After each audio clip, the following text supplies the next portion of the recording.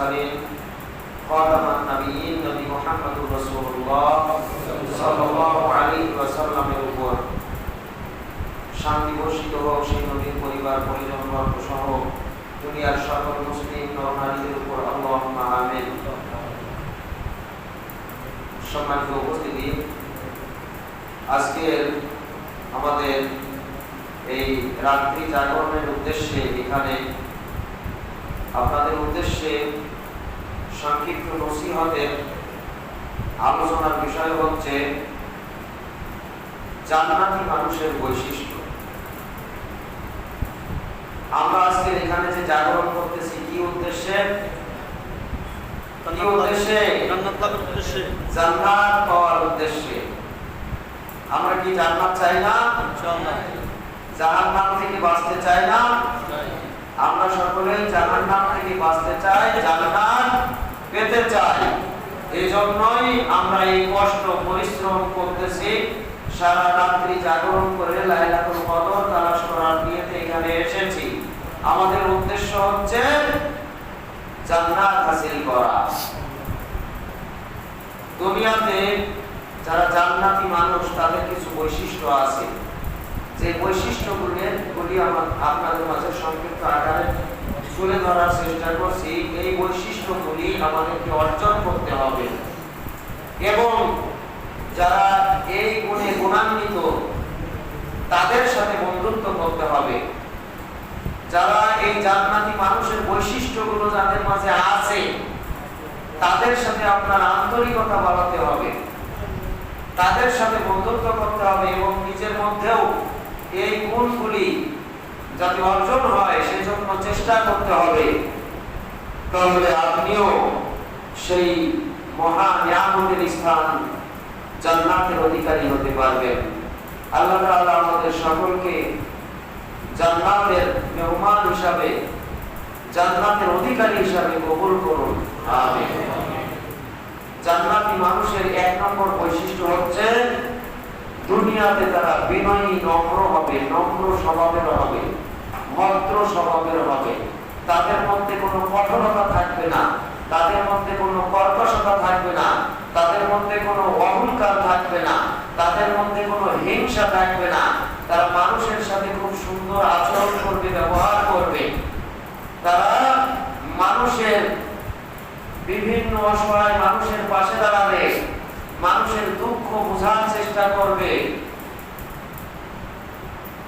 মানুষের প্রতি অত্যন্ত বিনয়ী হবে। তবে হ্যাঁ, আল্লাহ তাআলা বলে দিচ্ছেন আশিদ্দাউ আলাল কুফফার, নিজে তারা কুফফার, কুফরের প্রতি, কাফেরদের প্রতি, অন্যায়ের প্রতি, বাতিলের প্রতি তারা কঠোর হবে। সুবহানাল্লাহ। রুহামাউ বাইনাহুম, কিন্তু নিজেদের মধ্যে তারা বিনয়ী হবে, নিজেদের মধ্যে তারা খুবই ভালো আচরণ করবে। বিশ্বনবী মুহাম্মদুর রাসূলুল্লাহ সাল্লাল্লাহু আলাইহি ওয়াসাল্লাম বলেছেন, আল মুসলিমু মান সালিমা আল মুসলিমুনা মিন লিসানিহি ওয়া ইয়াদিহি, সত্যিকার মুসলিম তিনি যার জবান এবং হাত থেকে অন্য মুসলমান নিরাপদ থাকে। তার মুখের মাধ্যমে কেউ কষ্ট পায় না, তার শক্তির মাধ্যমে কেউ কষ্ট পায় না, বরং সবাই শান্তিতে থাকে। এই ব্যক্তি হচ্ছে মুসলিম ব্যক্তি। সুবহানাল্লাহ। মুখের মাধ্যমে, কথার মাধ্যমে কাউকে কষ্ট দেয় না, তার কর্মের মাধ্যমে কাউকে কষ্ট দেয় না, তার শক্তির মাধ্যমে, ক্ষমতার মাধ্যমে কাউকে কষ্ট দেয় না, বরং মুসলিমদের প্রতি সে অত্যন্ত বিনয়ী। সুবহানাল্লাহ। কিন্তু বাতিলের বিরুদ্ধে কঠোর। সুবহানাল্লাহ।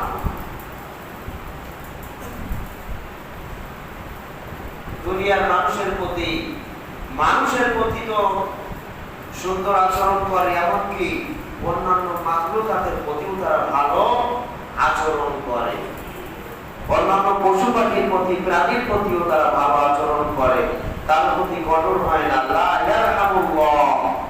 বিশ্বনবী মুহাম্মদুর রাসূলুল্লাহ সাল্লাল্লাহু আলাইহি ওয়াসাল্লাম বলেন, আল্লাহ তাআলা তার প্রতি রহম করেন না, দয়া করেন না। মান লা ইয়ারহামুন নাস, যে মানুষের প্রতি দয়া করে না, যে ব্যক্তি মানুষের প্রতি দয়া করতে জানে না, রহম করতে জানে না, বিনয়ী আচরণ করতে জানে না, আল্লাহ তাআলা তার প্রতি রহম করেন না। নাউযুবিল্লাহ। বিশ্বনবী মুহাম্মদুর রাসূলুল্লাহ সাল্লাল্লাহু আলাইহি ওয়াসাল্লাম এক হাদিসে বলেন, যে ব্যক্তি অন্য মুসলিম ভাইয়ের অনুপস্থিতিতে তার জন্য দোয়া করে, তার জন্য দোয়া করে, তার কল্যাণের জন্য দোয়া করে, তার অনুপস্থিতিতে,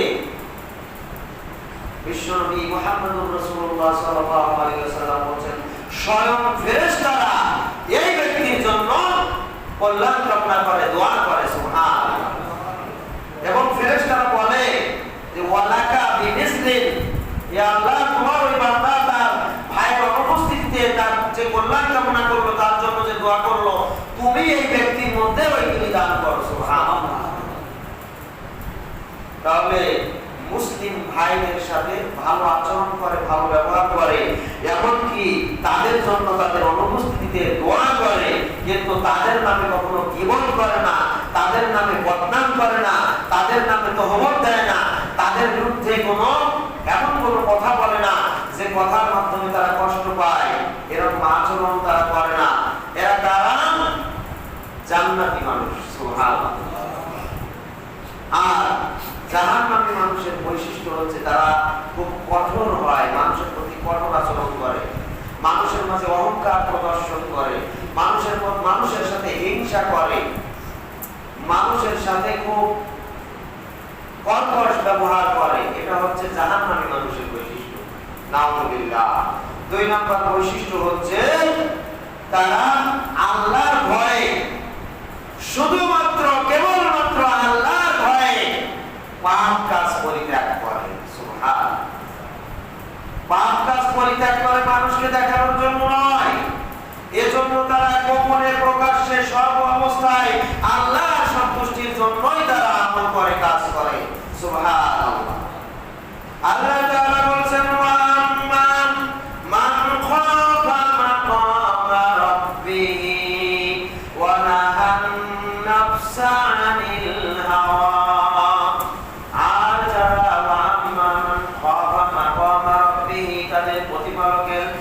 প্রতিপালকের সম্মুখে দণ্ডায়মান হতে হবে, এই বিষয়ে যারা আল্লাহর সামনে দণ্ডায়মান হতে হবে, এই বিষয়ে যারা মাথায় রেখে আল্লাহকে ভয় করে। ওয়ানাহান নাফসা আনিল হাওয়া, এবং আল্লাহর বিষয়টাকে তারা মাথায় রেখে আল্লাহর সামনে তাদেরকে উপস্থিত হতে হবে, এই বিষয়টাকে সব সময় তারা চিন্তা করে। ওয়ানাহান নাফসা আনিল হাওয়া, যাবতীয় প্রকার খারাপ কাজ থেকে যারা নিজেদেরকে বিরত রাখে। ফাইনাল জান্নাতা হিয়াল মাওয়া, এই ব্যক্তির ঠিকানা হচ্ছে জান্নাত। সুবহানাল্লাহ। আল্লাহ তাআলা বলেন, ওয়া নাহান নাফসা আনিল হাওয়া, মানুষের অন্তর এমন ভাবে তৈরি করা হয়েছে, মানুষের অন্তর সব সময় মন্দের দিকে ধাবিত হয়, মন্দ কাজের প্রতি তাদের মন আকৃষ্ট হয়, ভালো কাজের প্রতি তাদের মন যেতে চায় না। যেখানেই মন্দ আছে সেখানেই তাদের মন আকৃষ্ট হয়। এই মন্দের প্রতি যখন আকৃষ্ট হয়, তখনই আপনি যদি আল্লাহকে স্মরণ করেন, আল্লাহকে স্মরণ করে যদি ওই মন্দ থেকে বিরত থাকতে পারেন, তাহলেই আপনি পাবেন বিরাট পুরস্কার। সুবহানাল্লাহ।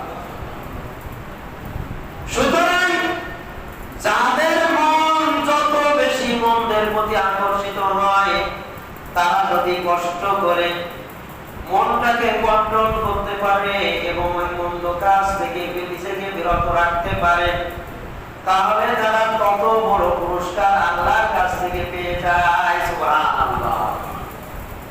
আপনার মন যত বেশি মন্দের প্রতি আকর্ষিত হবে, যত বেশি নারীদের প্রতি আকর্ষিত হবে, যত বেশি মদের প্রতি আকর্ষিত হবে, যত বেশি জুয়ার প্রতি আকর্ষিত হবে, যত বেশি অন্যায় অপকর্মের প্রতি আকর্ষিত হবে, তত সুন্দরভাবে আপনি যদি ওই অন্যায় কাজ থেকে নিজেকে বিরত রাখতে পারেন, নিজেকে ফিরিয়ে রাখতে পারেন, যেহেতু আপনার মন বেশি আকর্ষিত হয়েছিল ওই দিকে, আপনার মনটাকে যদি কন্ট্রোল করতে পারেন তাহলে আল্লাহ তাআলা আপনাকে বিরাট প্রতিদান দান করবেন। সুবহানাল্লাহ।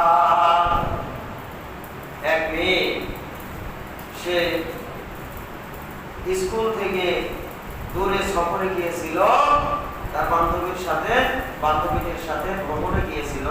এই মেয়েটা তাকওয়াশীলা, পর্দাশীলা, কিন্তু সেই ভ্রমণে যে এমন জায়গায় ঘোরাফেরা করতেছিল যে জায়গায় ঘুরতে ঘুরতে তার সঙ্গী সাথীরা সব চলে গেছে, ও ঘুরতে ঘুরতে হঠাৎ করে একা হয়ে সে যে পিছিয়ে পড়েছে খেয়াল করে নাই। এখন সে যখন নিজেকে খেয়াল করলো তার বান্ধবীরা সব চলে গেছে এবং তারা তাদের দলবল সহ চলে গেছে, সে একা হয়ে গেছে।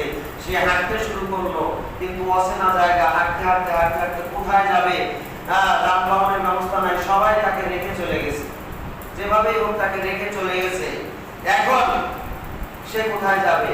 হাঁটতে হাঁটতে এদিকে সূর্য প্রায় ডুবো অবস্থা, দিন প্রায় শেষ, সন্ধ্যা নামতে শুরু করেছে।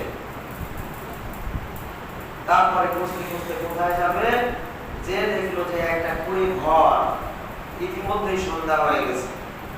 এখন তার বাড়িতে যাওয়ার কোনো বাহনের ব্যবস্থাও নাই, তার গন্তব্যস্থলে যাওয়ার কোনো ব্যবস্থা নাই।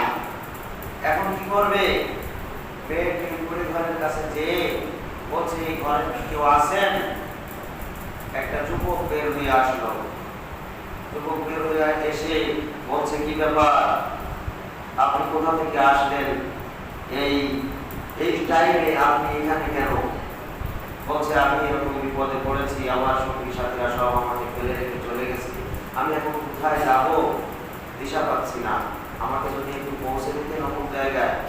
বলছে, সে তো অনেক দূরে, আর এরকম কোনো যানবাহন এই রাত্রে এই দিকে পাওয়া যায় না, সুতরাং আপনি আমার এখানে রাত্রি যাপন করেন, যদি এখানে রাত্রে থাকেন তাহলে সকালবেলা আপনাকে পৌঁছে দিতে পারবো। এই রাত্রে পৌঁছানোর কোনো ব্যবস্থা এখান থেকে নেই, আমি কিভাবে পৌঁছে দেবো আপনাকে? আপনার কোনো ভয় নাই, আপনি আমার ঘরে থাকেন, ভয় নাই। মেয়েটি চিন্তা করছে, ভয় করতেছে, আমার রাত্রে কোথায় যাবে? যুবককে দেখে একটু ভালো মনে হচ্ছে, তার কথাগুলো ভালো, তাকে একটু আল্লাহওয়ালা মনে হচ্ছে। এই বিশ্বাসে আল্লাহর উপরে তাওয়াক্কুল করে ভরসা করে সেখানে থেকে গেল রাত্রিতে। যুবকটি তার বিছানায়, তার খাটের উপরে সুন্দর করে কাপড়কে ঘিরে মেয়েটাকে রাখার ব্যবস্থা করলো এবং সে নিচে থাকলো। কিন্তু যেখানে ছেলে এবং মেয়ে, যুবক এবং যুবতী, সেখানে তো তৃতীয় জন উপস্থিত থাকে, কে? শয়তান। তৃতীয় জন উপস্থিত থাকে শয়তান।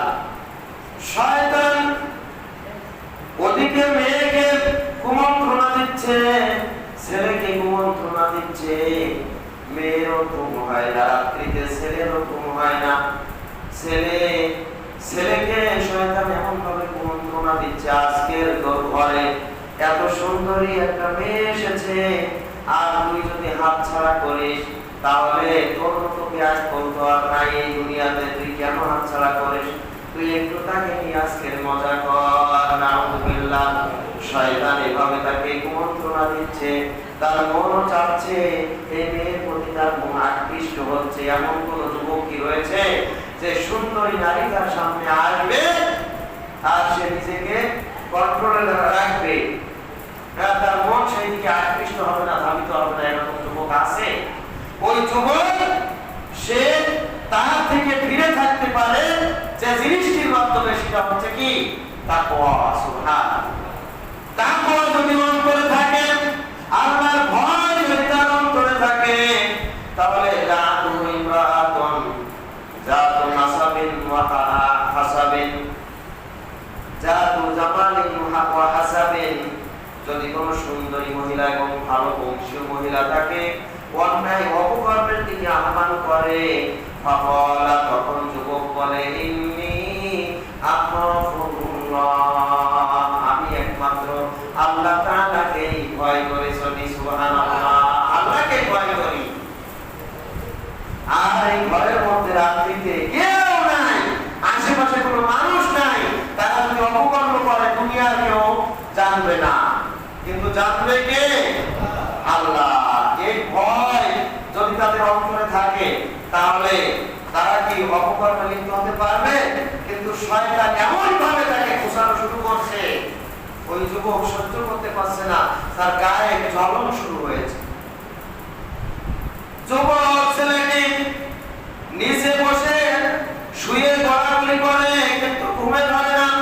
শয়তান তাকে খোঁচাতেই আছে, তার শরীরে জ্বালা শুরু হয়েছে। এবার উঠে কোরআন তেলাওয়াত করা শুরু করে দিল, কোরআন পড়তে শুরু করলো। তারপরেও শয়তান তাকে খোঁচায় সহ্য করতে পারে না। আর যুবক আল্লাহর ভয়টাকে অন্তরে নিয়ে সে এবার কি করছে? বাতি জ্বালিয়েছে। বাতি জ্বালিয়ে তার আঙ্গুলগুলি আগুনে ধরে আঙ্গুলগুলি পোড়াতে শুরু করেছে। আর বলছে, হায় রে, আজকের যদি মেয়েকে নিয়ে যদি ফুর্তি করিস তাহলে জাহান্নামে জ্বলতে হবে। দেখ একটু জাহান্নামের মজাটা কেমন লাগে। এভাবেই আল্লাহর উপরে ভয় করে সে নিজের আঙ্গুলগুলি পোড়াতে শুরু করেছে। সুবহানাল্লাহ। ওদিকে মেয়েটি ওই বিছানার উপরে শুয়ে গড়াগড়ি করতেছে, আর একটু আড়াল থেকে ছেলেটির এই দৃশ্য দেখতেছে। এদিকে মনে ভয় হচ্ছে, আবার ছেলেটির তাকওয়া দেখে আবার কিছুটা তার মনে সাহস জোগাচ্ছে যে না, হয়তো ছেলেটি আমাকে কিছুই করবে না। ভয় হচ্ছে ছেলেটি যতই ভালো হোক না কেন, যেহেতু এখানে তো কেউ নাই, হয়তো যে কোনো সময় আমার উপরে চেপে বসতে পারে, এই ভয় করতেছে। আবার ছেলের তাকওয়া দেখে একটু মনে সাহস জোগাচ্ছে। আবার এদিকে ছেলের এই কর্মকীর্তি দেখে আশ্চর্য হচ্ছে যে ব্যাপারটা কি, ছেলে এরকম করে কেন? এভাবে সারা রাত একবার শুয়ে গড়াগড়ি করে আমার উপরে কোরআন তেলাওয়াত করেন, তাতেও সে স্থির হতে পারে না। আবার আগুনে আঙ্গুলগুলি সেঁকা দেয়, ইচ্ছা করে আঙ্গুলগুলি পোড়ায়। এভাবে অনেক কষ্ট করে রাত অতিবাহিত করলো। রাত অতিবাহিত করার পরে এবার সকাল হয়ে গেলে ফজরের সালাতের পরে এবার ওই ছেলেটি মেয়েটিকে নিয়ে সুদূর তার বাড়িতে গিয়ে পৌঁছে দিল। সুবহানাল্লাহ। মেয়েটি যাওয়ার পরে এবার বাড়িতে গিয়ে তার পিতার সাথে, তার পিতা ছিল একজন বেকার লোক, পিতার সাথে রাতের এই ঘটনা এবং আগের দিনের ঘটনা সব বললো এবং বলছে যে এমন একটা ছেলের ঘরে আমি ছিলাম যে ছেলের তামাশা থেকে আমি আশ্চর্য হয়েছি। বাবা, এখন কারণটা কি তুমি জানতে পারো? কি কারণে এরকম সে আঙ্গুলগুলি পোড়াচ্ছিল? ছেলের বাবা, এই মেয়ের বাবা এই ছেলের সন্ধানে ওই দিন আসলো। এসে সন্ধানে সেই কুড়ি ঘর কিছু গেল, পেয়েও সেই ছেলের সাথে সাক্ষাৎ হলো। সাক্ষাৎ করার পরে দেখলো ঠিকই তার আঙ্গুলগুলি ব্যান্ডেজ করা। বলছে, বাবা তোমার কি হয়েছে? এই আঙ্গুলগুলি ব্যান্ডেজ করে রেখেছো কেন? এটাকে দিয়ে একটু কাহিনী আছে আমার। কি কাহিনী? গতকালকে একটা সুন্দরী মেয়ে আমার ঘরে ছিল এবং আমি মহা পরীক্ষার মধ্যে ছিলাম। অবশেষে আল্লাহ তাআলা আমার এই পরীক্ষায় কৃত কার্য সফলতা দান করেছে। সুবহানাল্লাহ। শয়তান আমাকে কবজ করতে পারে নাই, আমাকে বিভ্রান্ত করতে পারে নাই। আল্লাহ তাআলা আমাকে সফলতা দান করেছে। সুবহানাল্লাহ। কারণ মেয়েটি যখন শুয়েছিল, শয়তান আমাকে বারবার এমন ভাবে কুমন্ত্রণা দিচ্ছিল। আমি শুধু চিন্তা করছিলাম যে মেয়ের প্রতি আমার মনটা আকৃষ্ট হচ্ছে, আমি মেয়েকে যে তার সাথে অপকর্মে লিপ্ত হয়। কিন্তু মুহূর্তের মধ্যে আল্লাহকে আমি স্মরণ করতে লাগলাম, আল্লাহর স্মরণ আমার অন্তরে রাখলাম, আল্লাহর ভয় আমার অন্তরে রাখলাম। কিন্তু শয়তান আমাকে ওয়াসওয়াসা দিতেই থাকলো। শেষ পর্যন্ত আমি আমার আঙ্গুলগুলি আগুনে ধরে আমার নিজেকে বুঝ দিতে লাগলাম, আজকের দুনিয়াতে একটু পড়ে যায় কেমন লাগে। আর তুই যদি সামান্য ফুর্তিতে লিপ্ত হস তাহলে পরকালে তোকে অনন্তকাল সেই জাহান্নামের আগুনে জ্বলতে হবে। এভাবেই করে অতি কষ্টে আমি রাত্রি যাপন করেছি, রাত্রি কাটিয়েছি, যার কারণে আঙ্গুলগুলি আজকের সত্যিকার অর্থে আঙ্গুলগুলি পোড়া এবং এই আঙ্গুলগুলি ব্যান্ডেজ করে এখন চিকিৎসা করতেছি। সুবহানাল্লাহ। ওই লোকটি এই ছেলের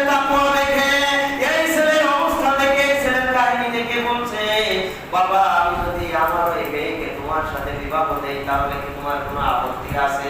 বলছে না, আমার কোনো আপত্তি নাই। এবার ওই ছেলের ওই মেয়ের পিতা সম্ভ্রান্ত পরিবার, অর্থওয়ালা পরিবার, সেই ছেলের কিছুই নাই, শুধুমাত্র একটা কুড়ে ঘর। এই ঘরে সে ইবাদত বন্দেগী করে। এই ছেলের সাথে তার মেয়ের বিবাহের ব্যবস্থা করে দিলেন। সুবহানাল্লাহ। মাত্র একটি রাত্রিতে সে ধৈর্য ধারণ করে, আল্লাহর ভয় অন্তরে রেখে সে ধৈর্য ধারণ করে, নিজেকে কন্ট্রোল করার কারণে, তাকওয়া অবলম্বন করার কারণে মৃত্যুর আগ পর্যন্ত তার জীবন সঙ্গী হিসাবে, সঙ্গিনী হিসাবে আল্লাহ তাআলার পক্ষ থেকে এই সুন্দরী যুবতীকে আল্লাহ তাআলা দান করলেন। সুবহানাল্লাহ। সুন্দরী যুবতীও দান করলেন, মেয়ের অর্থ সম্পদ দান করলেন। সুবহানাল্লাহ। এটা হচ্ছে তাকওয়ার ভয়, আর এটা হচ্ছে আল্লাহর ভয় যারা অন্তরে পোষণ করে, দুনিয়াতে ওই পাপ কর্ম থেকে, অপকর্ম থেকে নিজেকে ফিরিয়ে রাখতে পারে, আল্লাহ তাআলা তাকে দুনিয়াতে পুরস্কৃত করেন, আল্লাহ তাআলা তাকে পরকালেও অনন্তকালের জন্য বিরাট পুরস্কারে পুরস্কৃত করবেন। বলুন সুবহানাল্লাহ। আল্লাহ সুবহানাহু ওয়া তাআলা বলেন, ওয়া ইয়াত্তাকিল্লাহা ইয়াজআল লাহু মাখরাজা। যে ব্যক্তি আল্লাহ তাআলাকে ভয় করে, আল্লাহ তাআলা তার সমস্ত বিপদ থেকে বের করে নিয়ে আসেন। ওয়া ইয়ারযুকুহু মিন হাইসু লা ইয়াহতাসিব। এবং এমন ভাবে তাকে জীবিকার ব্যবস্থা করে থাকেন যেটা সে কখনো কল্পনাও করে নাই। এই যুবক ভাবেও নাই যে এই মেয়ের সাথে তার বিবাহ হবে আর এই মেয়ের সম্পত্তি তার হয়ে যাবে। সুবহানাল্লাহ। এটা হচ্ছে তাকওয়ার ফলাফল। আল্লাহ তাআলা তাকে দুনিয়াতে রিজিকের ব্যবস্থা করেন, আর অন্যায় থেকে যত কষ্ট হোক, যত বেশি কষ্ট করে অন্যায় থেকে নিজেকে ফিরিয়ে রাখতে পারবে, আল্লাহ তাআলা তার জন্য তত বড় পুরস্কার বরাদ্দ করে রাখবেন। সুবহানাল্লাহ। এবং এই ব্যক্তির ঠিকানা হচ্ছে জান্নাত। এরা হচ্ছে দুনিয়াতে জান্নাতি মানুষ, দুনিয়াতে এরা হচ্ছে জান্নাতি মানুষ। সুবহানাল্লাহ।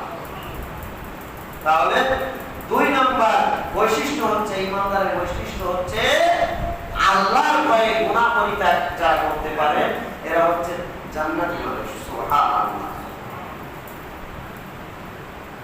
আজকে আমরা দুনিয়ার সামান্য প্রলোভনের কারণে, দুনিয়ার সামান্য হারাম বিষয়ের প্রতি লোভ সামলাতে পারি না, এবং আমরা মনে করি, অনেকেই মনে করি, কই আমি হারাম খাচ্ছি, আমার তো কিছুই হয় না, আমি এই যে দুনিয়াদারি করতেছি, আমার তো কিছুই হয় না, এত পাপ করতেছি, আমার তো কিছুই হয় না। আল্লাহ তাআলা বলছেন যে আমি তোমাদেরকে একটু সুযোগ করে দেই, ছাড় দেই। আল্লাহ তাআলা আমাদেরকে ছাড় দেন, কিন্তু ছেড়ে দেন না। আল্লাহ তাআলা আমাদেরকে ছাড় দেন, কিন্তু ছেড়ে দেন না। একজন ব্যক্তি যখন মাছ ধরে ছিপ দিয়ে, বড়শি দিয়ে, মাছ যখন খাদ্যের টোপ কেনে খেয়ে ফেলে, বড়শিতে আটকে যায়, যখন সুতা টান শুরু করে, তখন অনেক বড়শিওয়ালা কি করে, একটু ঢিল দেয়, যা দিয়ে একটু খেয়াল, পানিতে খেলা করতে থাকে। আর ওই মাছ মনে করে এই তো আমি ছাড়া পেয়ে গেছি, আমার আর ভয় নেই। কিন্তু বড়শিওয়ালা কি যে কোনো সময় টান দিয়ে তাকে তুলে নিয়ে আসবে। মাছ যখন একটু ঢিল পায়, ছাড়া পায়, সে চিন্তা করে এই তো আমি বেঁচে গেছি। আজকে যারা পাপ কাজের প্রতি নিজেদেরকে আকৃষ্ট করে রেখে মনে করতেছে কই আমার তো কিছুই হয় না, আমার তো কিছুই হচ্ছে না, আল্লাহ তাআলা এদেরকে শুধু সুযোগ দিচ্ছেন, একটু ছাড় দিচ্ছেন, কিন্তু ছেড়ে দেননি। যে কোনো সময় বড়শিওয়ালার মতো ওই মাছটাকে একটু খেলাধুলা করে যখন হয়রান হয়ে যাবে, বড়শিওয়ালা যখন ইচ্ছা করবেন, টান দিয়ে মাছটাকে উপরে তুলবেন। আল্লাহ তাআলা আপনাকে আমাকে ছেড়ে দিয়েছেন একটু দেখার জন্য। দেখ তুই তোর কত বাহানা, কত বাহাদুরি আমি একটু দেখি, তারপরে তোর হায়াত যখন ফুরিয়ে যাবে, আস্তে করে টেনে তোর মাছের মতো। নাউযুবিল্লাহ। সম্মানিত উপস্থিতি, আল্লাহকে ভয় করতে হবে সর্ব অবস্থায়। আল্লাহর ভয়ে আমাদেরকে গুনাহ পরিত্যাগ করতে হবে, এবং আমাদেরকে অবশ্যই এটা বুঝতে হবে যে এই গুনাহ যে আমি করতেছি, আল্লাহ তাআলা আমাকে ছেড়ে দিবেন না। আমাকে ওই বড়শির মতো সুতা তার হাতে রয়েছে, যে কোনো সময় আমাকে গ্রেফতার করবেন, গ্রাস করবেন। আল্লাহ তাআলা আমাদেরকে ভুল দান করুন। আমিন। জান্নাতি মানুষের 3 নম্বর বৈশিষ্ট্য হচ্ছে তারা রাত্রি জেগে ইবাদতকারী, রাত জেগে থেকে ইবাদত করে। আজকে আমরা এই যে রমজান মাসে রাত্রি জাগরণ করতেছি, এটা হচ্ছে আমাদের জন্য একটা বিশেষ ট্রেনিং, প্রশিক্ষণ। আমরা এই যে সারা রমজান ব্যাপী সাহারি করি, এটা হচ্ছে আমাদের জন্য বিশেষ প্রশিক্ষণ। এভাবে যারা নিয়মিত 1 মাস ধরে আমরা শেষ রাত্রিতে রাত 3টার সময় উঠলাম, আমাদের এটা অভ্যাসে পরিণত হয়ে যাবে এবং পরবর্তীতে রমজান মাস যখন চলে যাবে তখন আমাদের অনেকের দেখা যাবে যে ঘুম ভেঙে গেছে, এমনিতেই 3টা বাজলেই ঘুম ভেঙে গেছে। ওই যে 1 মাস ধরে আমরা উঠেছি, একটা অভ্যাসে পরিণত হয়েছে, 3টা বাজলেই আমাদের ঘুম ভেঙে গেছে। এবং ভেঙে যাওয়ার পরেও আপনি যদি অলসতা করে শুয়ে থাকেন তাহলে ইমানদারের লক্ষণ হবে না। আপনার উচিত হবে, আপনার রমজান থেকে একটা প্রশিক্ষণ নিয়েছেন, এখন আমাকে উঠতে হবে, এখন আমাকে আল্লাহর সন্তুষ্টির জন্য কিছু নফল সালাত আদায় করতে হবে, তাহাজ্জুদের সালাত আদায় করতে হবে। এটা হচ্ছে রমজান থেকে আমাদের জন্য প্রশিক্ষণ। সুবহানাল্লাহ। আমরা এই যে রাত্রি সারা রাত জাগরণ করতেছি, এটাও আমাদের জন্য একটা অভ্যাস। কোন রাত আমরা এইভাবে সারা রাত জাগরণ করব, দিনের জন্য প্রয়োজনে দিনের জন্য রাত্রি জাগরণ করব, ইসলামের জন্য রাত্রি জাগরণ করব। এটার মাধ্যমে আমাদের জন্য একটা প্রশিক্ষণ। ইসলামের জন্য আমরা এইভাবে যে কোনো ত্যাগ স্বীকার করতে প্রস্তুত রয়েছে। সুবহানাল্লাহ। তাহলে জান্নাতি মানুষের 3 নাম্বার বৈশিষ্ট্য হচ্ছে তারা রাত্রি জেগে আল্লাহর ইবাদতকারী। বিশ্বনবী মুহাম্মদুর রাসূলুল্লাহ সাল্লাল্লাহু আলাইহি ওয়াসাল্লাম এমনকি কোন রাতে, অধিকাংশ রাতে তিনি এমন ভাবে রাত্রি জাগরণ করেছেন তার পা ফুলে গেছে। একজন ব্যক্তির পা ফুলে যায় কখন?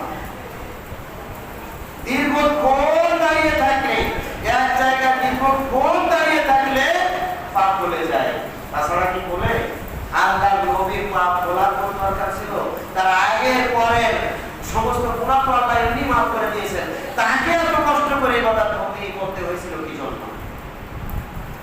বিশ্বনবী মুহাম্মদুর রাসূলুল্লাহ সাল্লাল্লাহু আলাইহি ওয়াসাল্লামকে আয়েশা রাদিয়াল্লাহু তাআলা আনহা জিজ্ঞাসা করেছিলেন, ইয়া রাসূলুল্লাহ, ইয়া হাবিবাল্লাহ, আপনার আগের পিছের সমস্ত গুনাহ আল্লাহ মাফ করে দিয়েছেন, তারপরেও আপনি এত কষ্ট করে কেন ইবাদত বন্দেগী করেন? আল্লাহর নবী বললেন, ইয়া আয়েশা, যে আল্লাহ তাআলা আমাকে এত নিয়ামত দান করেছে, হে আয়েশা, যে আল্লাহ তাআলা আমাকে আগের পিছের সমস্ত গুনাহ মাফ করে দিয়েছে, যে আল্লাহ তাআলা আমাকে সারা মাখলুকাতের মধ্যে শ্রেষ্ঠ হিসাবে নির্ধারণ করেছে, শ্রেষ্ঠত্বের মর্যাদা দান করেছে, যে আল্লাহ তাআলা আমাকে জান্নাতের ভিতরে শ্রেষ্ঠত্ব দান করবেন, আমি কি সেই আল্লাহর কৃতজ্ঞতা জ্ঞাপন করব না?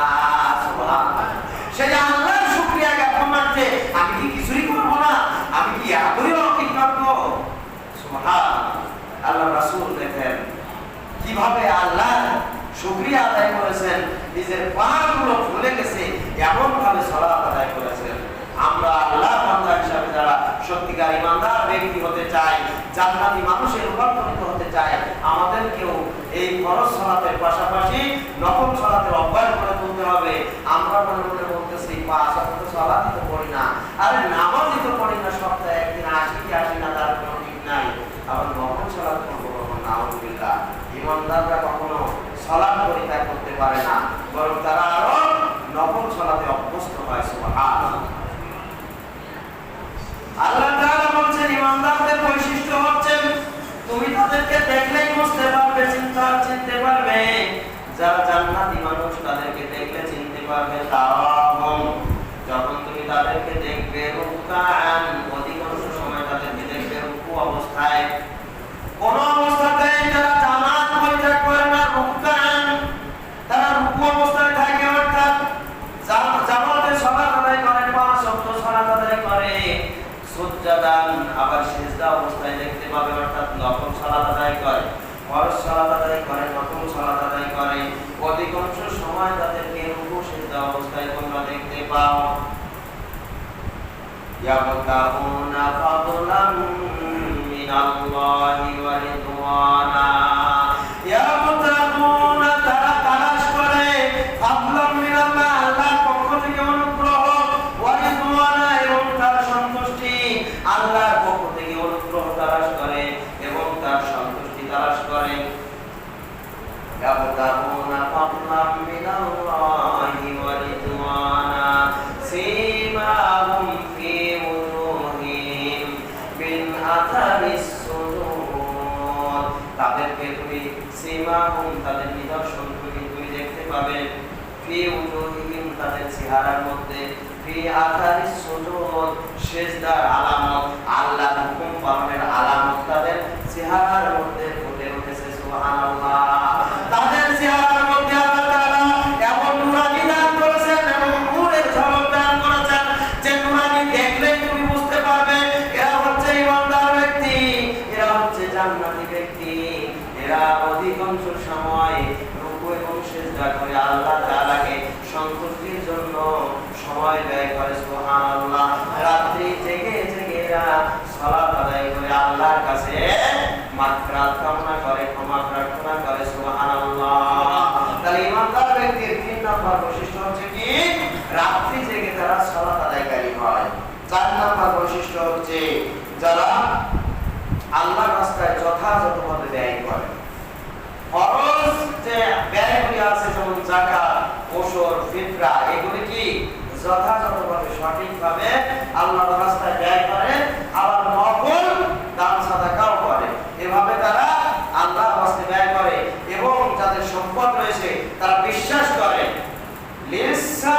লিসাইলি ওয়াল মাহরুম ওয়া ফি আমওয়ালিহিম হাক্কুম মা'লুম তাকে আল্লাহ তাআলা সম্পদ দিয়েছেন তাকে আল্লাহ তাআলা যে অর্থ সম্পদ দিয়েছেন টাকা পয়সা দিয়েছেন এর মধ্যে অবশ্যই হক রয়েছে কিছু মানুষের লিসাইলি ওয়াল মাহরুম যারা মানুষের কাছে হাত পাতে এবং যারা সম্পদ থেকে বঞ্চিত হয়েছে এরকম কিছু অভাবগ্রস্ত এরকম কিছু ফকির মিসকিনের আমার সম্পদের মধ্যে তাদের হক রয়েছে অধিকার রয়েছে সুবহানাল্লাহ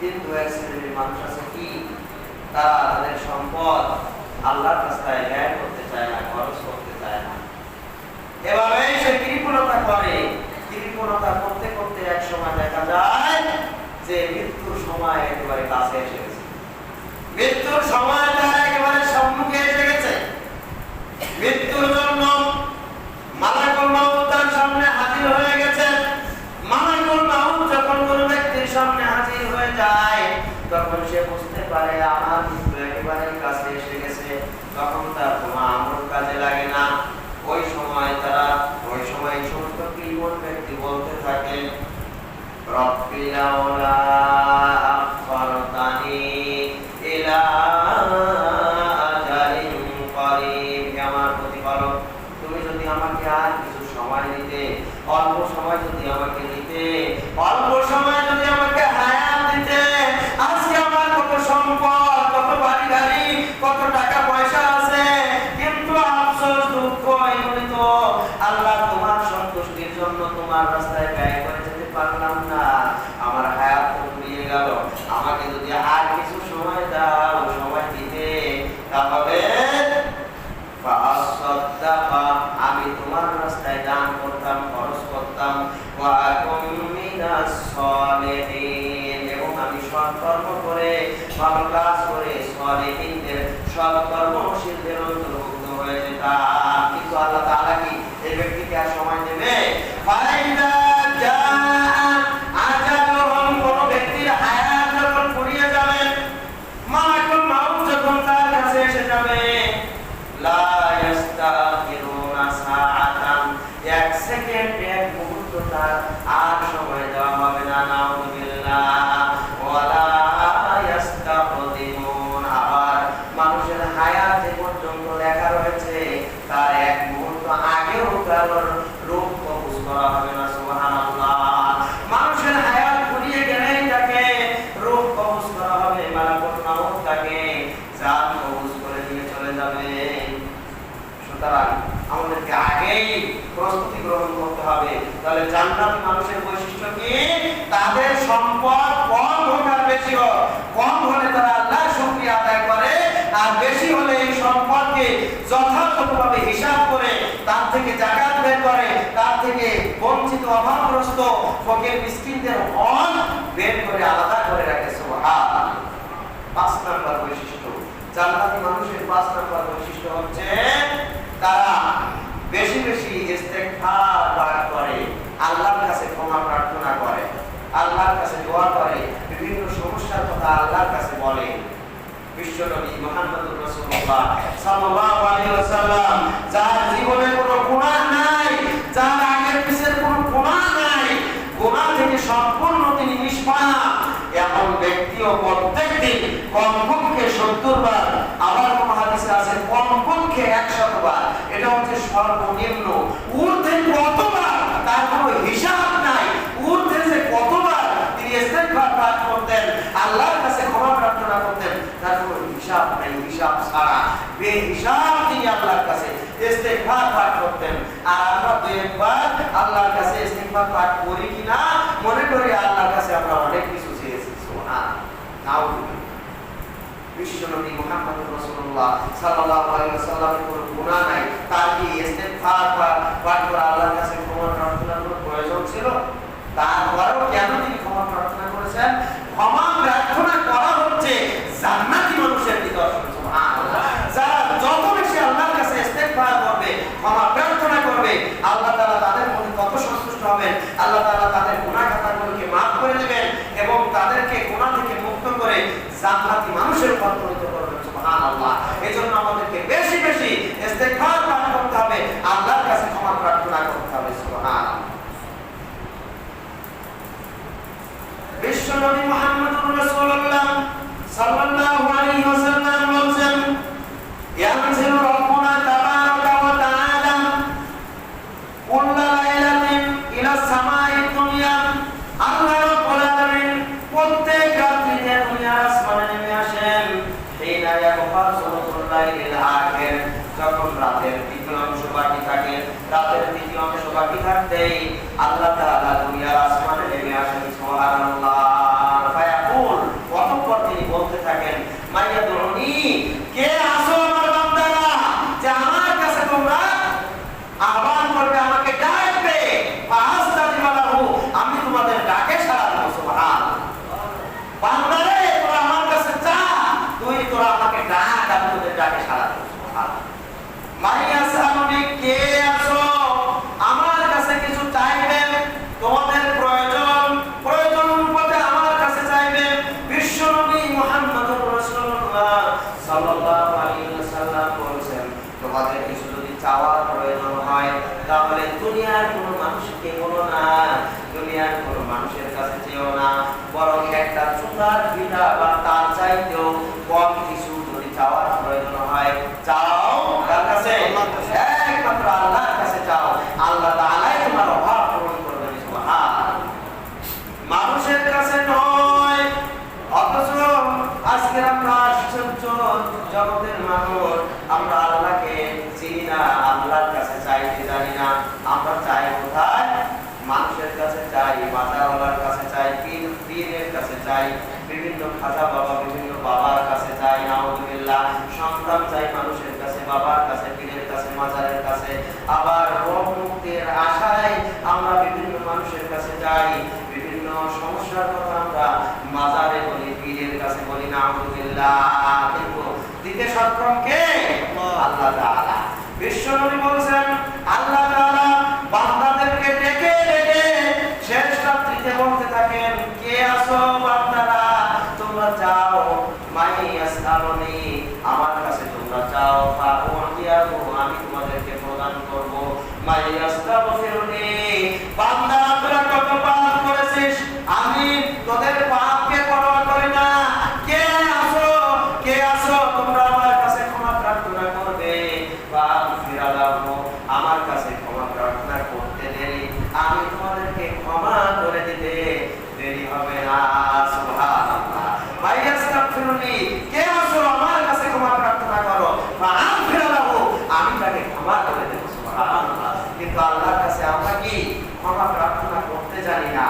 ক্ষমা প্রার্থনা কোন সময় করলে কবুল হবে এটা আমরা বুঝি না। আমরা কি করি? শেষ রাত্রিতে, রাত 12টা-1টায় ঘুমিয়ে শেষ রাত্রিতে এমন ভাবে ঘুমিয়ে পড়ি, ফজর কোথায় যায় তারও ঠিক ঠিকানা থাকে না। ঘুম ভাঙে আমার 8টা-9টার সময়। নাউযুবিল্লাহ। এটা জান্নাতি মানুষের বৈশিষ্ট্য হতে পারে না। জান্নাতি মানুষেরা বিনা প্রয়োজনে রাত্রি জাগরণ করে না, প্রয়োজনে রাত্রি জাগরণ করে, আর না হলে ঈশার পরেই ঘুমিয়ে যায়, আর শেষ রাত্রিতে উঠে রাখে, আল্লাহর কাছে তাদের বিপদের কথা বলে, আল্লাহর কাছে তারা মাগফিরাত কামনা করে, ক্ষমা প্রার্থনা করে, আল্লাহ তাআলা তাদেরকে ক্ষমা করে জান্নাতি মানুষে রূপান্তরিত করেন। বলুন সুবহানাল্লাহ। এরপর যখন দুনিয়াতে বিভিন্ন কর্মের মধ্যে থেকে হঠাৎ করে কোন পাপের সাথে জড়িয়ে ফেলে, ওয়াল্লাযীনা ইযা ফাআলু ফাহিশাতান আও যালামু আনফুসাহুম, যদি তারা কোনো ফাহিশা কাজ করে ফেলে, যদি কোনো তারা অশ্লীল কাজ করে ফেলে, অথবা নিজেদের প্রতি জুলুম করে কোনো পাপের সাথে জড়িয়ে ফেলে, সাথে সাথেই যাকারুল্লাহ, তারা আল্লাহর কাছে আল্লাহকে স্মরণ করে, সাথে সাথেই তারা আল্লাহকে স্মরণ করে। সুবহানাল্লাহ। যাকারুল্লাহ ফাস্তাগফিরুনি ওয়া মান ইয়াগফিরুদ যুনুবা ইল্লাল্লাহ, আল্লাহর কাছে আল্লাহকে স্মরণ করে তারা আল্লাহর কাছে ক্ষমা প্রার্থনা করে। এবং এমন কি আছে, কি এমন আছে, কি এমন ব্যক্তি আছে যে আল্লাহ ছাড়া কে ক্ষমা করতে পারে? এরকম কোন ব্যক্তি কি আছে? আল্লাহ ছাড়া মানুষের পাপ থেকে তাকে ক্ষমা করে দিতে পারে এরকম কোন শক্তি পৃথিবীতে নাই। সুবহানাল্লাহ। এজন্য সত্যিকার ইমানদার বান্দারা কোন প্রকার পাপ কাজ করে ফেললে সাথে সাথেই তারা আল্লাহকে স্মরণ করে এবং আল্লাহর কাছে ক্ষমা প্রার্থনা করে, সুতরাং আল্লাহ তাআলা তাদের পাপ থেকে ক্ষমা করে দেন। সুবহানাল্লাহ। 6 নম্বর বৈশিষ্ট্য হচ্ছে, জান্নাতি মানুষের বৈশিষ্ট্য হচ্ছে তারা বিপদে আপদে বালা মুসিবতে সকল সময় ধৈর্য ধারণ করে। সুবহানাল্লাহ। ধৈর্য একটা অত্যন্ত মহান গুণ। ধৈর্য, এই যে আপনারা আজকের এই রাত্রি জাগরণ করতেছেন, ধৈর্য সহকারে যদি রাত্রি জাগরণ না করেন তাহলে ফলাফল পাওয়া যাবে না, আমরা টিকে থাকতে পারবো না। আর ধৈর্য ধারণ করলে আমরা আমাদের এই কাজগুলি সহজ হয়ে যাবে। সুবহানাল্লাহ। এজন্য ধৈর্য ধারণ করতে হবে। আল্লাহ তাআলা ঈমানদারদের বৈশিষ্ট্য বর্ণনা করতে যেয়ে বলছেন, আল্লাযীনা ইযা আসাবাতুহুম মুসিবাতুন, যখন তাদের উপরে কোনো বিপদ আসে, তখন তারা বলে ইন্না লিল্লাহ, আমরা আল্লাহর জন্য, ওয়া ইন্না ইলাইহি রাজিউন, এবং আল্লাহর কাছেই আমাদেরকে ফিরে যেতে হবে। সুবহানাল্লাহ। কোন জিনিস হারিয়ে গেছে, কোন জিনিসের ক্ষতি হয়েছে, কি বলবো আমরা? ইন্না লিল্লাহি ওয়া ইন্না ইলাইহি রাজিউন। এর মানে এই নয় যে আল্লাহ তুমি আমার জিনিসটাকে ফেরত দাও, এটা না। বরং আমি কি বলছি, কোন জিনিসের ক্ষতি হয়ে গেছে, কোন জিনিস হারিয়ে গেছে, কোন জিনিস নষ্ট হয়ে গেছে, আমার সন্তান মারা গেছে, আমার ধন সম্পদ একবারে বিলীন হয়ে গেছে, নদীর গর্ভে চলে গেছে, অথবা কেউ অন্যায়ভাবে দখল করে নিয়েছে, অথবা আমার উপরে কেউ জুলুম করেছে, এমনি ধরনের বড় বড়, ছোট হোক আর বড় হোক, যত ধরনের বিপদ আমার আসুক না কেন, সাথে সাথেই বলতে হবে কি, ক্বালু ইন্না লিল্লাহি ওয়া ইন্না ইলাইহি রাজিউন। তারা বলে আমরা আল্লাহর জন্য এবং আল্লাহর কাছেই আমাদেরকে ফিরে যেতে হবে। এর অর্থ কি জানেন? আমি বলছি আমার যে সম্পদ ছিল, আমার যে সন্তান ছিল, আমার যে ইজ্জত ছিল, সম্মান ছিল, এগুলি আসলে আল্লাহর পক্ষ থেকে দেওয়া হয়েছিল, আল্লাহর পক্ষ থেকে দেওয়া হয়েছিল। আল্লাহ তাআলা নিয়ে গেছেন আমার নিজের কল্যাণের জন্য, আর আমার সম্পদ তো আল্লাহ নিয়ে গেছেন আমাকেও আল্লাহর দরবারে উপস্থিত হতে হবে। সুবহানাল্লাহ।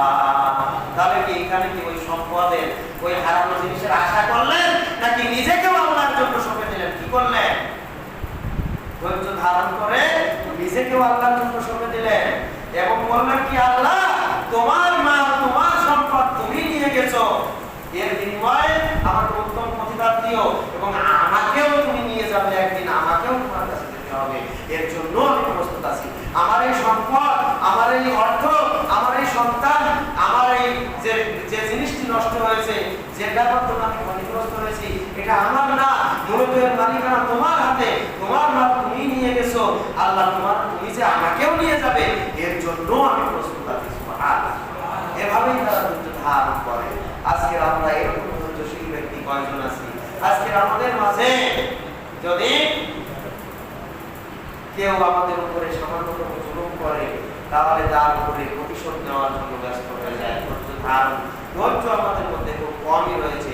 এমনকি আল্লাহর হুকুম মানার জন্য আমাদের অনেক ধৈর্যের প্রয়োজন। ধৈর্যের সাথে আমাদেরকে আল্লাহর হুকুম মানতে হবে। কেউ বাম হাত দিয়ে খাবেন না, বাম হাত দিয়ে খাবেন না, কোনো কিছু বাম হাত দিয়ে খাবেন না, ডান হাত দিয়ে খান। বাম হাত দিয়ে শয়তানে খায়, শয়তানে খায়, ইমানদার ব্যক্তিরা ডান হাত দিয়ে খায়। কথা বলবেন না, একটু সামনে এগিয়ে আসেন, সামনে এগিয়ে আসেন। সামনে ফাঁকা থাকলে কথা আসে না, কথা সব হারিয়ে যায়। আপনারা সামনে আসেন। عن صهيب رضي الله تعالى عنه قال قال رسول الله صلى الله عليه وسلم صهيب رضي الله تعالى عنه থেকে বর্ণিত বিশ্বনবী মুহাম্মদুর রাসূলুল্লাহ সাল্লাল্লাহু আলাইহি ওয়াসাল্লাম বলেন আ'জাবান লিআমরিল মুমিন, মুমিনের প্রত্যেকটা কাজ বড় আশ্চর্যজনক। ইন্না আমরাহু কুল্লাহু খায়র, মুমিন ব্যক্তি, ইমানদার ব্যক্তি যা কিছু করে সব কিছুর মধ্যে শুধু কল্যাণ আর কল্যাণ। সুবহানাল্লাহ। মুমিন ব্যক্তি যা কিছু করে সব কিছুর মধ্যে কল্যাণ, কোনো কিছুর মধ্যে অকল্যাণ নাই, কোনো কিছুর মধ্যে কোনো ক্ষতি নাই। যা কিছু করে তার মধ্যেই শুধু লাভ আর লাভ। সুবহানাল্লাহ। ওয়ালাইসা যাকা বিআহাদিন ইল্লাল মুমিন, আর এই বিষয়টি এই দুনিয়াতে একমাত্র ইমানদার ব্যক্তি ছাড়া, মুমিন ব্যক্তি ছাড়া অন্য কোন ব্যক্তির ক্ষেত্রে এরকম হয় না। সুবহানাল্লাহ। শুধুমাত্র ইমানদার ব্যক্তির ক্ষেত্রে যা কিছু করে সবকিছুর মধ্যেই কল্যাণ। আপনি আপনার নিজের পেট ভরার জন্য খাদ্য খাবেন, এর মধ্যেও কল্যাণ। এমনকি আপনি আপনার স্ত্রীর সাথে মিলন করবেন, আপনি আপনার খাহেশা মানে আপনার মনের চাহিদাকে পূরণ করবেন, ওর মধ্যেও কল্যাণ। প্রত্যেকটা কাজের মধ্যে কল্যাণ। ইমানদার ব্যক্তির প্রত্যেকটা কাজের মধ্যে কল্যাণ, কোনো কাজে কোনো প্রকার অকল্যাণ নাই, এক চুল পরিমাণ অকল্যাণ নাই। আর এটা এই পৃথিবীতে একমাত্র ইমানদার ছাড়া অন্য কোনো ব্যক্তির ক্ষেত্রে এরকম হয় না। তার অনেক কাজে অকল্যাণ আছে, অনেক কাজে কল্যাণ আছে, কিন্তু ইমানদারের প্রত্যেকটা কাজের মধ্যে কল্যাণ।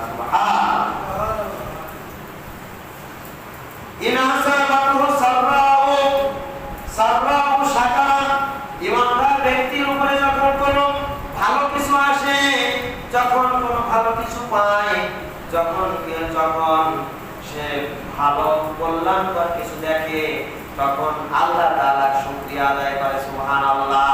কল্যাণকর কিছু ছোট হোক আর বড় হোক, এক গ্লাস পানিও যদি সে খায়, পান করে, সাথে সাথে বলে কি আলহামদুলিল্লাহ। সুবহানাল্লাহ। ইমানদার ব্যক্তি যত ছোট বিষয় হোক, সেটা যদি কল্যাণকর কিছু হয়, সাথে সাথে আল্লাহ তাআলার শুকরিয়া আদায় করে, বলে আলহামদুলিল্লাহ, সকল প্রশংসা আল্লাহর জন্য। ফাকানা খায়রান লাহু, এই যে আল্লাহর শুকরিয়া আদায় করে, আল্লাহর শুকরিয়া আদায় করার কারণেই আল্লাহ তাআলা তাকে সাথে সাথে কল্যাণ দান করেন, বরকত দান করেন, তার নেকি, তার আমল নামায় নেকি লিপিবদ্ধ করেন। সুবহানাল্লাহ। ওয়াইন আসাবাতুহু দাররাউ সাবারা, আর যদি কখনো কোনো বিপদ আসে, কোনো অকল্যাণ আসে, কোনো সমস্যা আসে, যত ছোট আর যত বড় সমস্যা হোক না কেন, সবারা তারা ধৈর্য ধারণ করে এবং আল্লাহর উপরে নিজেকে সুপর্দ করে। সুবহানাল্লাহ।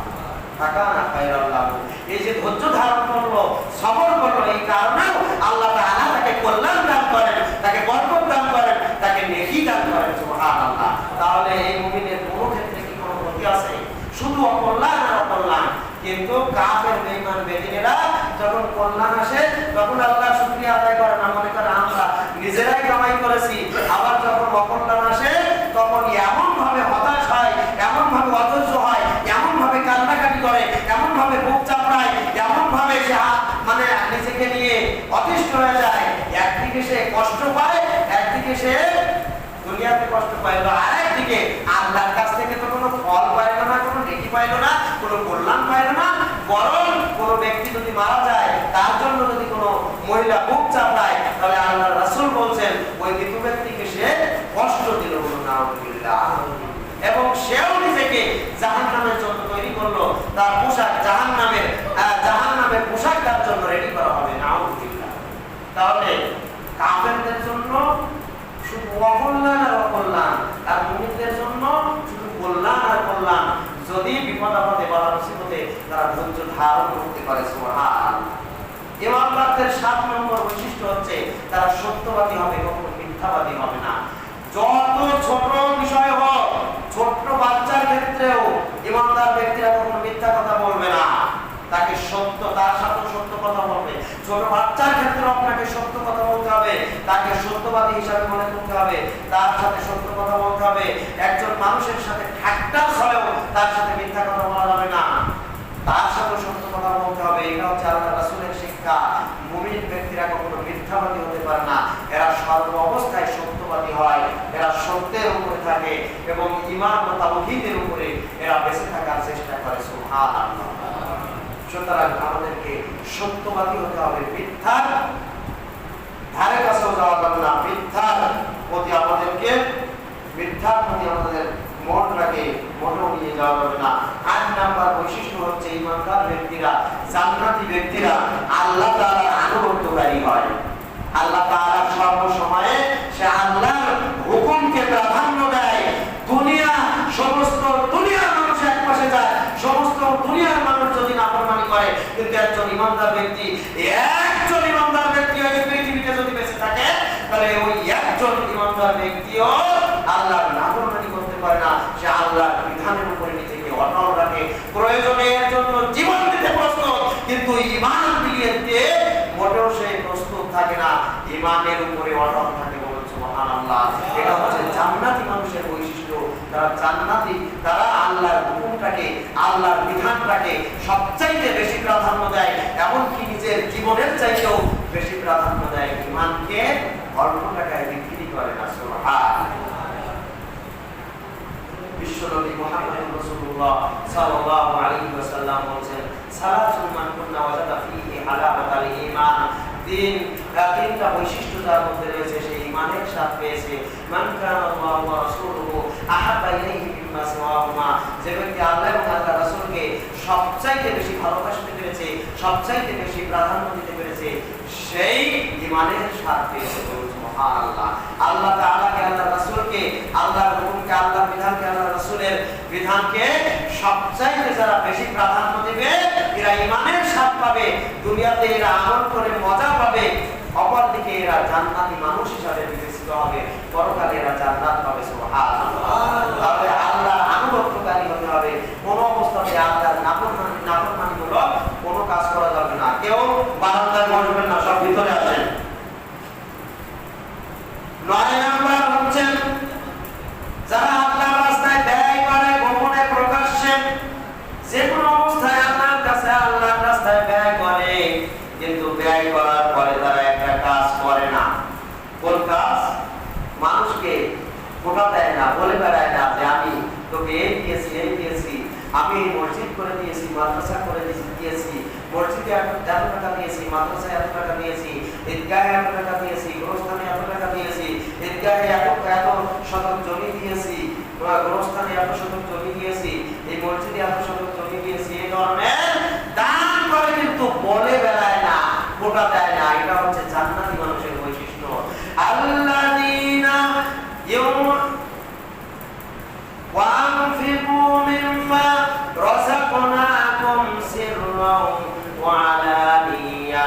আল্লাহ তাআলা বলেন ঈমানদার ব্যক্তির বৈশিষ্ট্য হচ্ছে তারা সচ্ছল, অসচ্ছল সর্ব অবস্থায় যারা আল্লাহর রাস্তায় ব্যয় করে। সুবহানাল্লাহ। আল্লাযীনা ইউনফিকুনা ফিস-সাররাই ওয়াদ-দাররা। সচ্ছল, অসচ্ছল, গোপনে প্রকাশ্যে তারা সর্ব অবস্থায় আল্লাহর রাস্তায় দান করে, এবং দান যে করলো আল্লাহর ওয়াস্তে করে, মানুষকে সাহায্য করলো আল্লাহর ওয়াস্তে করে, কোনো মানুষকে কিছু টাকা পয়সা দিল আল্লাহর ওয়াস্তে দেয়, দ্বিতীয় কোনোদিন আর সেটা মুখে উচ্চারণ করে না, একমাত্র আল্লাহর কাছ থেকে তারা প্রতিদান আশা করে। সুবহানাল্লাহ। কিন্তু মুনাফিকদের বৈশিষ্ট্য হচ্ছে তারা 2 টাকা দান করলেও বল পিটায়, বলে বেড়ায়। ওই যে সরকারি টাকা এসেছে, নিজে আত্মসাৎ করেছে 3 ভাগের 2 ভাগ, আর 1 ভাগ কোন রকমে গরিবদেরকে দিচ্ছে। দিচ্ছে, এটা এমন ভাবে ভিডিও করে ফুটেজ করে দেখাচ্ছে না জানি আমি কি করতেছি। দান করে মানুষকে দেয় 2 টাকা, কিন্তু দেখাচ্ছে 2 লক্ষ টাকার কিছু। নাউযুবিল্লাহ। যারা মুনাফিক, যারা মানুষকে দেখানোর উদ্দেশ্যে আমল করে, এরা ফুটানি করে, দান করে 2 টাকা, কিন্তু ফুটানি করে 2 লক্ষ টাকা। নাউযুবিল্লাহ। কিন্তু যারা জান্নাতি মানুষ, এরা গোপনে দান করে, এমন ভাবে দান করে যাকে দেয় বা যেখানে দেয় ওই ব্যক্তিরা ছাড়া দ্বিতীয় আর কেউ জানতে পারে না। সুবহানাল্লাহ। সেভাবেই তারা আল্লাহর সন্তুষ্টির জন্য দান করে। এটা হচ্ছে জান্নাতি মানুষের বৈশিষ্ট্য। 10 নাম্বার আলামত হচ্ছে, 10 নাম্বার বৈশিষ্ট্য হচ্ছে তারা রাগকে কন্ট্রোল করে, রাগকে সংবরণ করে। আল্লাহ তাআলা বলেন ওয়াল কাযিমিনাল গায়যা ওয়াল আফিনা আনিন নাস। এই যে ঘুমাচ্ছে দেখেন না, সাহাবারা এখানে ওয়াল কাযিমিনাল গায়যা ওয়াল আফিনা আনিন নাস। ইমানদারদের বৈশিষ্ট্য হচ্ছে কোন মানুষের সাথে কখনো রাগারাগি করে না, মারামারি করে না, তার সাথে কোনো প্রকার গন্ডগোল ফাসাদ করে না, বরং যদি কেউ তাকে তার উপরে আক্রমণ করে, অত্যাচার করে, তার ক্ষমতা ছিল, তাকে তার ক্ষমতা ছিল, ইচ্ছা করলে প্রতিশোধ গ্রহণ করতে পারত, কিন্তু প্রতিশোধ নেয় না, বরং কি করে ওয়াল কাযিমিনাল গায়যা, তার রাগকে কন্ট্রোল করে, রাগকে সংবরণ করে, ওয়াল আফিনা আনিন নাস, এবং মানুষদেরকে তারা ক্ষমা করে দেয়। সুবহানাল্লাহ। এটা হচ্ছে জান্নাতি মানুষের বৈশিষ্ট্য। জান্নাতি মানুষের বৈশিষ্ট্য হচ্ছে তার ক্ষমতা রয়েছে, শক্তি রয়েছে, ইচ্ছা করলে সে তাকে প্রতিহত করতে পারত, কিন্তু নিজের জন্য সে কি কিছু করে না।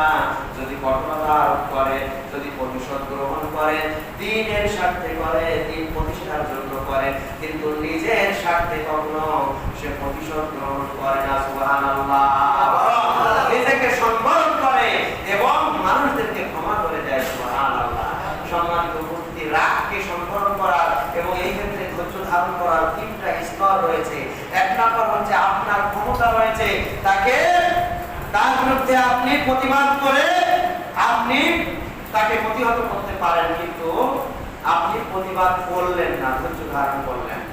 2 নম্বর হচ্ছে আপনি তাকে ক্ষমা করে দিলেন, আপনি তাকে ক্ষমা করে দিলেন। আর 3 নম্বর হচ্ছে আপনি তার জন্য আল্লাহর কাছে ক্ষমা প্রার্থনা করবেন। সুবহানাল্লাহ।